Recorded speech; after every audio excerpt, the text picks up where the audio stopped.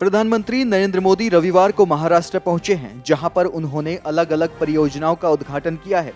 PM सुबह ही नागपुर पहुंच गए थे, जहां पर उन्होंने नागपुर से बिलासपुर के बीच चलाई जाने वाली वंदे भारत एक्सप्रेस ट्रेन को हरी झंडी दिखाई है।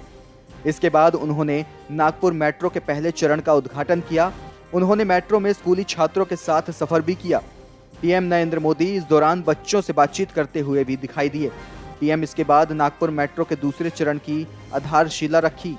इसके साथ ही उन्होंने विदर्भ क्षेत्र को एम्स की सौगात दी।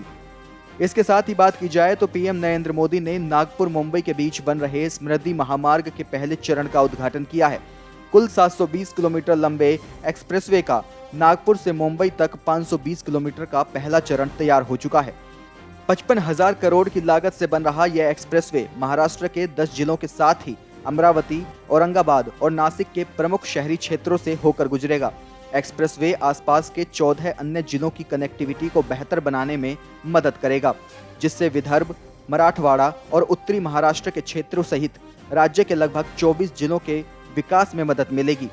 नागपुर मुंबई एक्सप्रेसवे की खासियत की बात की जाए तो यह देश के सबसे लंबे एक्सप्रेसवे में से एक है। अभी इस एक्सप्रेसवे के पहले चरण का उद्घाटन किया गया है। 10 जिलों से होकर गुजरने वाले इस एक्सप्रेसवे को समृद्धि महामार्ग का नाम दिया गया है। नागपुर से शिरनी के बीच बनने वाला ये समृद्धि महामार्ग भारत का सबसे लंबा एक्सप्रेसवे है। इस एक्सप्रेसवे की खासियत ये है कि ये नागपुर से शिरनी के सफर को पूरा करने में अब पहले की अपेक्षा सिर्फ आधा समय लेगा, यानी पहले 10 घंटे की जगह अब नागपुर से शिरनी मात्र 5 घंटे में पहुंचा जा सकेगा, जिसकी लगभग 85% कार्य भी पूरा कर लिया गया है। राज्य सरकार इस एक्सप्रेसवे को 3 चरणों में खोलेगी, जिसका पहला चरण नागपुर से शिरनी और दूसरा चरण नागपुर से इगतपुरी तक का है।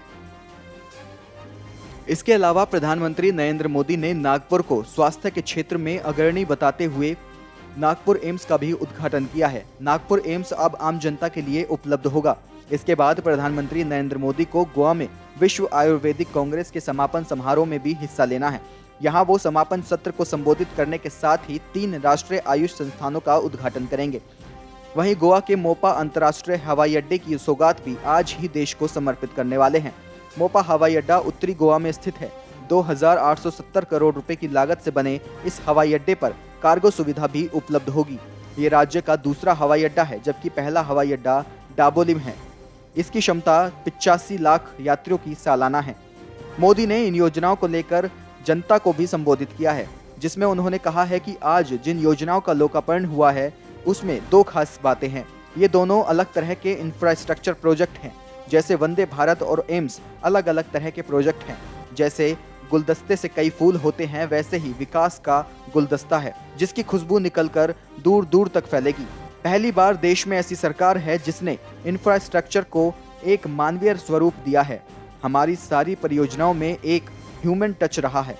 जब इंफ्रास्ट्रक्चर के कामों में संवेदना नहीं होती तो उसका मानवीय स्वरूप नहीं होता।